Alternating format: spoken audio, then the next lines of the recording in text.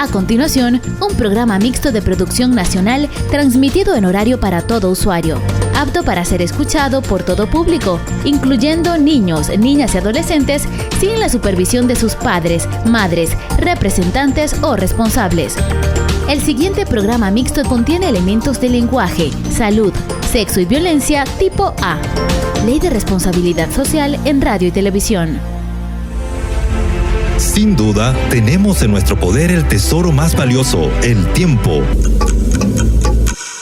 Nadie sabe cuándo terminará su hora, pero cada minuto que pasa falta menos para el final. No estamos sumando años como todos piensan. Estamos en una cuenta regresiva. 3, 2, 1, 0. Contrarreloj. 60 minutos aprendiendo del dueño del tiempo y cómo ganar la vida eterna. Contrarreloj. Pon el tiempo a tu favor. Todos los lunes. No. Ahora son los viernes con Josué Sierra. A las 10 de la mañana. Por Vida 104.1 FM. La señal que vive contigo.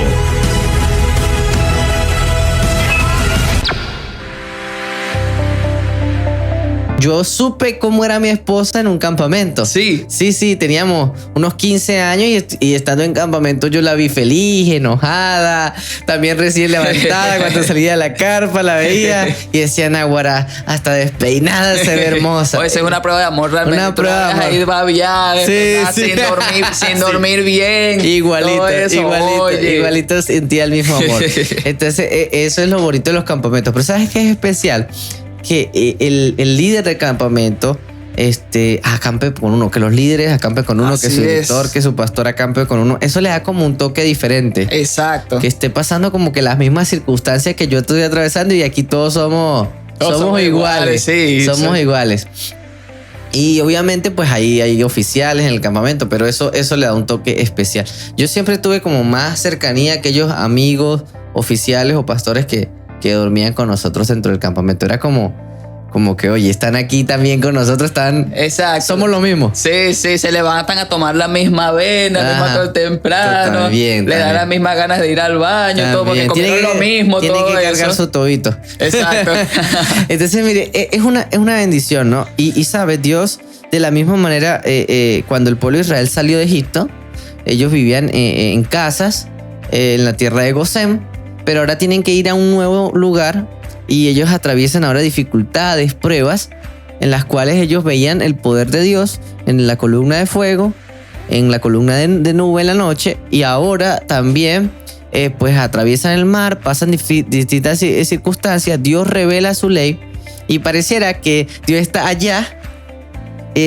Pero en el relato del Éxodo vemos como Dios busca constantemente acercarse, y el pináculo de esa idea de Dios deseando acercarse se encuentra en el libro de Éxodo, cuando Dios le dice a su pueblo que le construyan un santuario, un tabernáculo, y dice Dios que es para habitar en medio de ellos. Y es interesante, ¿no? Cómo la Biblia menciona esta idea. ¿Y qué te parece a ti, o qué refleja esta idea de por qué Dios desea habitar en medio de su pueblo, y cómo esto lo refleja Él, o qué refleja el santuario de esta realidad de Dios habitando con nosotros? ¿Por qué? Ok, sí, fíjate que es curioso eso, porque muestra precisamente la idea y el deseo de Dios de que no solo lo ven, o que no solo lo vean como si estuviese arriba, solamente como un Dios poderoso, pues recordemos que ahí pasó también pues por las bendiciones, los milagros que les hizo, la broma del agua, de la peña, la cuestión de las codornices, los alimentos, todo lo que avanzaron y venían del Mar Rojo, ese mayor milagro. Pero lo que muestra eso es que no solo querían que lo viesen desde arriba, sino también allá abajo, que lo vieran con ellos. Es la presencia de Dios, que Dios quería estar en medio de su pueblo. Y eso es algo increíble. Y nos muestra eso, que el propósito del santuario, del tabernáculo, era que Dios habitase con su pueblo. ¿Sabes? Dios habitando con su pueblo refleja un Dios amoroso, ¿no? Sí. En cumplimiento con lo que refleja lo que es Jesús.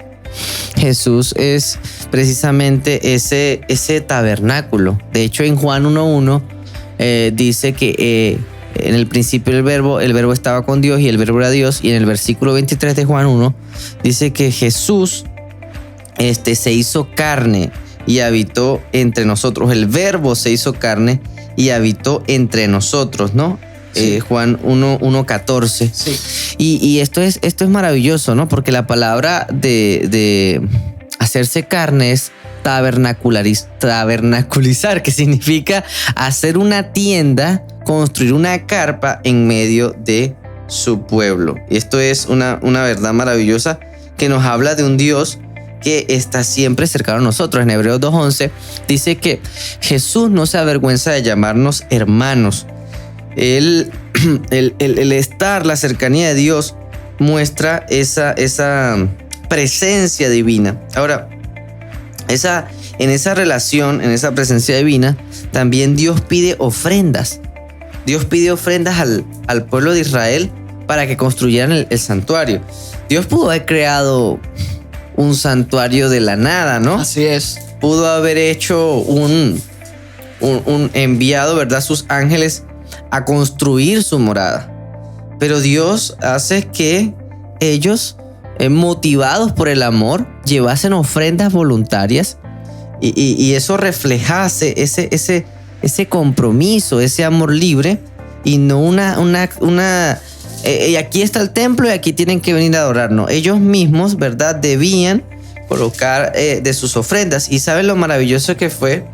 Siempre decimos, el pueblo de Israel era un pueblo rudo, José Manuel era un pueblo malo, pero la Biblia nos señala que el pueblo trajo tantas ofrendas que Moisés le dijo que no trajeran más. Así es, que sobraba. Y es que esto es maravilloso, porque fíjate que el deseo de Dios allí era que, como tú lo dijiste, que fuese voluntario las partes. Porque, chamo, ¿sabes qué? Si es malo que las cosas estén obligadas.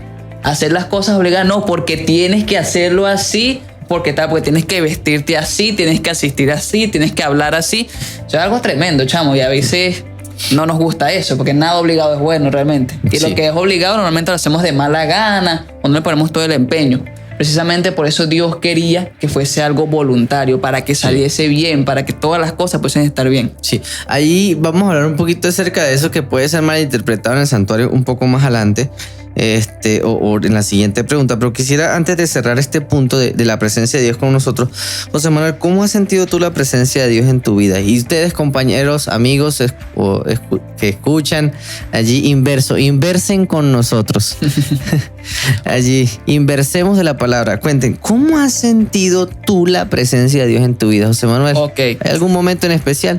Sí, fíjate que una de las cosas que me muestra la presencia de Dios en mi vida es precisamente con los campamentos. Yo tengo, mira, y allá en nuestra iglesia tenemos grandes experiencias con los campamentos, porque no sé si te ha pasado que siempre cuando se aproximan los campamentos parece que no hay plata, parece que no hay dinero, como que no se va a poder asistir. Y bueno, siempre se abre una puerta, una ventana allí para que podamos asistir. Eso nos ha pasado bastante a nosotros, y ciertamente cuando parece que no tenemos nada, Dios provee. Exacto, cuando parece que no tenemos ni dónde caer muertos, siempre hay esa provisión.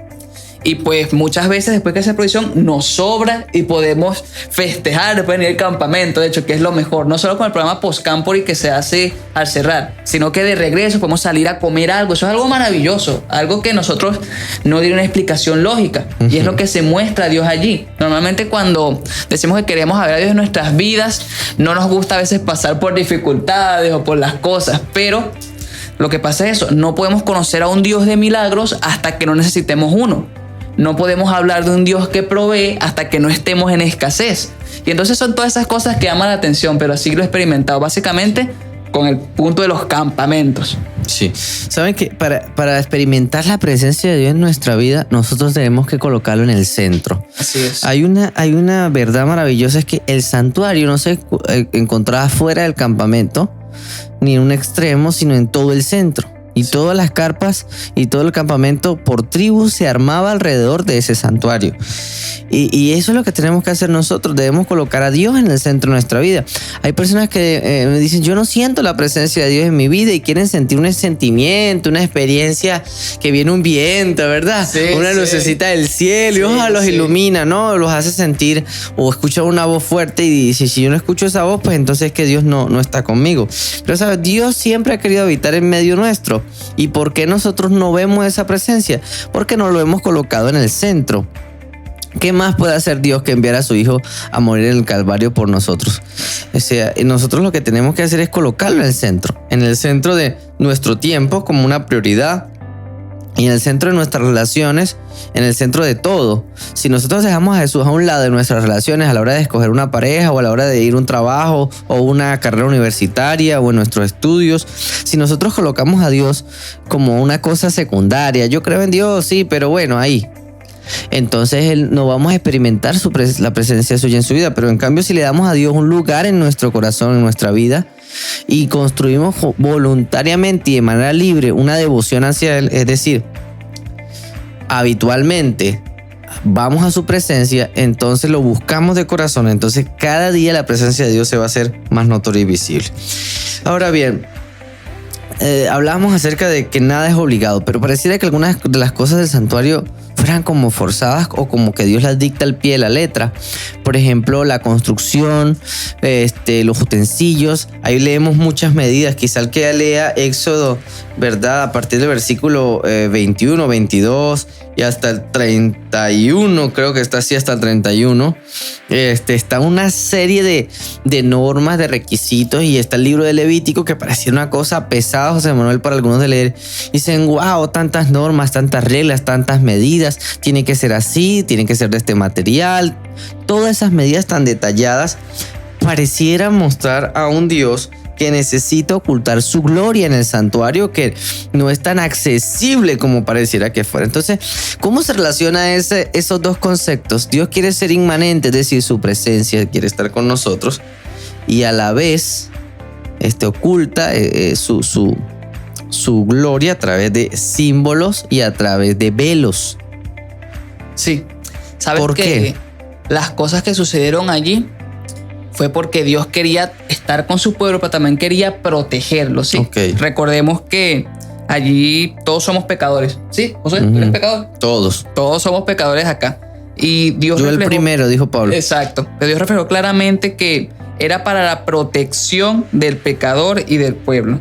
El velo del lugar santísimo representaba eso. Había un lugar seguro hasta donde se podían acercar, pues la parte del pueblo, los sacerdotes, el sumo sacerdote, había un lugar seguro. De hecho, no, ellos no podían entrar al santuario de la tienda, sino eran los sacerdotes que entraban. Así es. Y no todos los sacerdotes al velo del lugar santísimo. Así es. Pero precisamente por la presencia de Dios, que refleja que no puede estar alguien pecaminoso o un pecador, no, o sea, lo dijo desde el Génesis, la luz no puede estar con las tinieblas, Él las separó precisamente. Así, uno sí tiene, que todos tenemos maldad a veces, somos pecadores, no podemos estar en la presencia de un Dios santo. Sí. Isaías 6 nos dice que vamos a ser consumidos, que no se puede estar delante de la presencia de Dios por eso. Entonces, por eso tantos velos y tantas cosas, para proteger al mismo pueblo de la presencia santa de Dios. En términos físico-espirituales, por ejemplo, nosotros tenemos una referencia física, no espiritual, pero sí física de lo que esto significa. Si usted se acerca mucho al sol, Se va a quemar. Se va a derretir, porque el sol es demasiado caliente, ¿verdad? Su luz y su calor van a destruir la vida. Incluso todo material que se le acerque lo va a fundir. Sí. De la misma manera, ¿verdad? Nosotros no podemos estar expuestos de forma física, pero tampoco podemos estar expuestos de forma espiritual a la presencia de Dios, porque su santidad, su poder nos quitarían la vida, porque somos pecadores.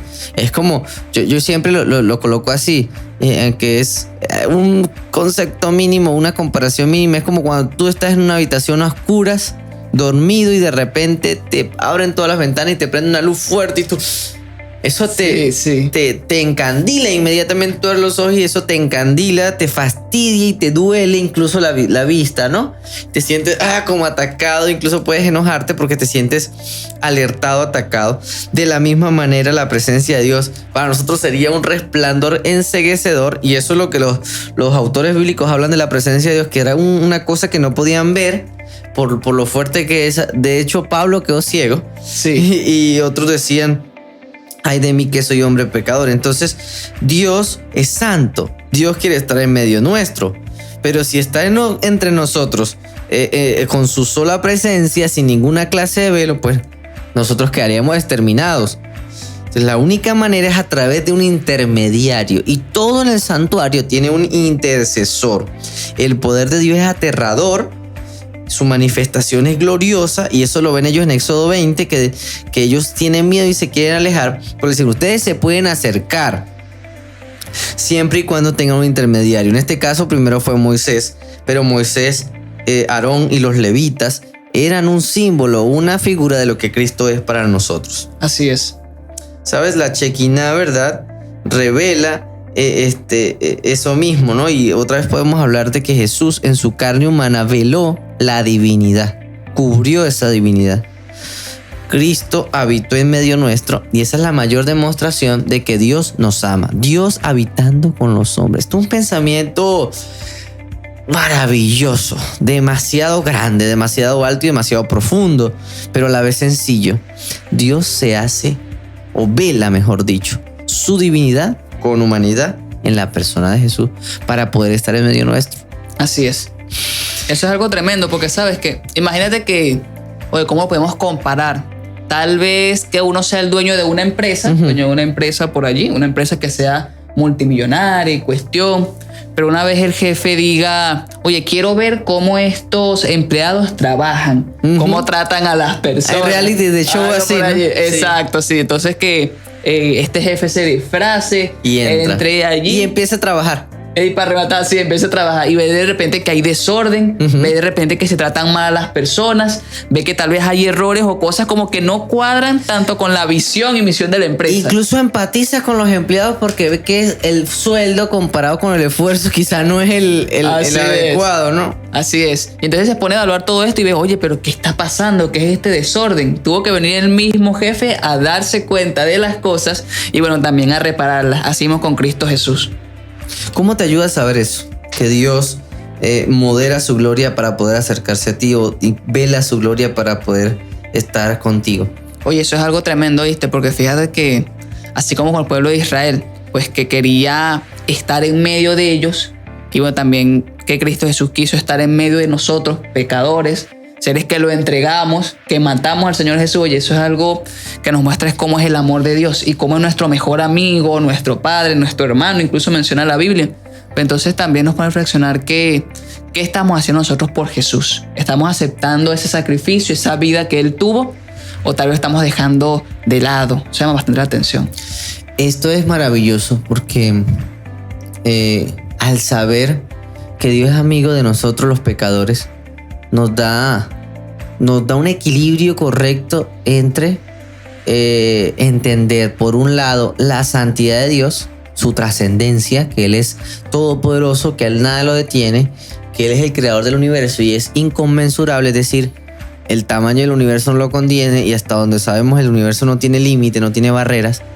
Ver que ese Dios así de grande, así de inmenso, también puede ser nuestro amigo y nos llama hermanos. Esto es algo que no tiene comparación. No hay forma, no hay manera de describir la riqueza de ese amor de Dios al venir a hacerse humano.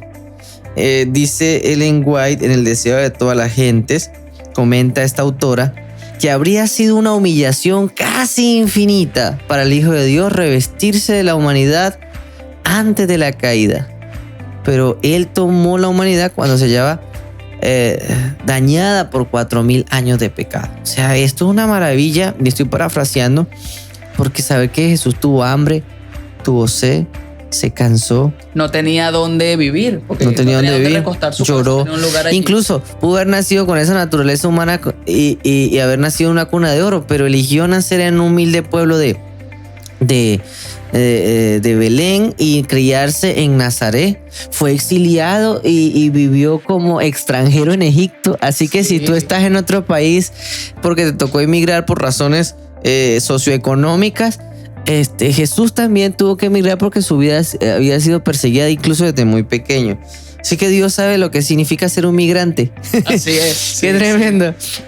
Dios en la persona de Jesús nos enseña esa condescendencia, ese amor tan infinito. Ninguna otra religión, ni budismo, ni los musulmanes, entienden o pueden llegar a comprender o tienen en su concepto esa idea de humillación voluntaria por amor a la humanidad. Esto nos enseña de un Dios que busca que nos acerquemos a Él con toda confianza. Así es. Y también el propósito que tiene de restauración. Claro que precisamente Jesús vino precisamente para restaurar esta raza caída, esa parte del pecado, y el tabernáculo también se puso allí para eso. Para eso se hizo también el arca del pacto. Sí. Quisiera decirte, amigo, que si nos estás escuchando, viendo, Jesús te comprende. Jesús sabe lo que tú sientes porque Él se hizo hombre. Y se hizo hombre para demostrarte que es posible, por su ayuda y por su poder, vivir en libertad y ser perdonado, ser reconciliado con Dios, ser restaurado por Dios. Porque Él vino no solamente a perdonarnos, sino a restaurarnos. Y vamos a hablar un poco acerca de esa reconciliación, de ese aspecto de los santuarios y cómo cada cosa del santuario simboliza el perdón y la reconciliación de Dios. Así es. Bueno, ahí estaba primero el arca del pacto. Ajá. Tenía las cosas que se habían dado históricamente al pueblo de Israel y que recordaban ese testimonio. Porque precisamente a través de esa arca simbolizaba lo que había hecho Dios por su pueblo y lo que estaba también dispuesto a hacer, como esa alianza se hacía otra vez, aunque el pueblo fuese pecador, aunque el pueblo se apartara, y como nosotros, que a veces queramos hacer lo que nosotros queramos, pero que Jesús también se manifiesta allí. Y también estaban los sacrificios que se daban allí, muy importante. Sacrificio de restauración. Por muchas razones, por muchos motivos, ¿no? Habían sacrificios por el pecado. Sí. Habían diferentes animales que se sacrificaban, ¿verdad? Dependiendo de cuál sea la falta que hubiese cometido, ya sea contra una persona, ya sea pues contra alguien específico, contra Dios mismo. Entonces, oye, mira, allí corderos, machos cabríos, palomas, diferentes animales se sacrificaban allí para representar a Cristo Jesús. Ahí es lo que me quiero aquí destacar, es que tanto ricos como pobres podían llevar sus sacrificios al santuario porque había un Dios que entendía que había gente pobre y podían llevar un sacrificio, una paloma, una tórtola, y ofrendas mecidas de harina que tenían que ver con la harina o con incienso, y podían llevar sus ofrendas dependiendo también de su condición socioeconómica, de su capacidad. Todas las personas pueden o podían ofrecer o podían recibir el perdón de los pecados. Hablando de los sacrificios por el pecado, podían acceder al perdón de Dios. O sea, no es un perdón limitado a una clase social o a un grupo de personas, sino es para todos. Así es. También Jesús lo hizo. Jesús se acercó tanto a ricos como a pobres. Y diferentes personas, ya sea en un cargo militar, gente que tuviese dinero o gente que era muy pobre, que no tenía ni siquiera, incluso que andaban en las calles. Se acercaban a Jesús y Él mismo le mostraba ese amor, ese respeto, esa bondad de Dios que también nos muestra a nosotros. Algunos muestran al Dios del Antiguo Testamento como un Dios iracundo y ese pueblo que apedreaba a todo el mundo, y eran así. Y cuando nosotros leemos y estudiamos el santuario, hemos de comprender una cosa fundamental: que nadie recibió una pena capital, número uno, sin juicio y sin testigos, pero sobre todo nadie recibía una pena sin antes tener la oportunidad de arrepentimiento y perdón. O sea, para todos había oportunidad de esperanza y de perdón. Ciertamente Dios daba advertencias y colocaba muestras de su poder para que la gente no cruzara los límites en su propio beneficio y para mostrar su santidad. Pero en los casos normales, naturales, en la vida común del pueblo, ellos podían ir y buscar en Dios esa esperanza de restauración y de reconciliación con Dios y con sus hermanos. Y esto es importante, muy importante, porque no era que le llevaban un sacrificio a Dios para calmarlo y ya. No, era un sacrificio que tenía el propósito de cubrir las faltas hacia Dios y hacia los demás. Y esto es tremendo, que una falta hacia alguien, una falta contra Dios. Y eso también nos enseña el santuario. Y hay algo más que lo tengo aquí en la mente, y es una maravillosa verdad, que es que los sacrificios abarcaban cada aspecto de la vida, y las fiestas abarcaban cada aspecto de la vida.